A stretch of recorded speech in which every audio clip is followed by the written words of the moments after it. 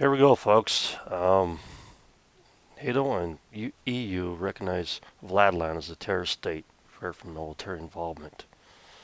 And in a move with incalculable consequences, both NATO and European Parliament, as well as the 30 members of the Atlantic Alliance, adopted a resolution recognizing Vladland as a terrorist state. I'll remind you that recently Latvia and Estonia recognized Vladland as a state sponsor of terrorism. The Senate of Poland and the Parliament of the Czech Republic also passed a resolution recognizing the government of Vladland as a terrorist regime, while the Parliamentary Assembly of the Council of Europe, PACE, has recognized Vladland as a country with a terrorist regime. The move not only escalates conflict but lay the foundations for NATO and EU military involvement in Ukraine. Well, we're already there. We're already involved. So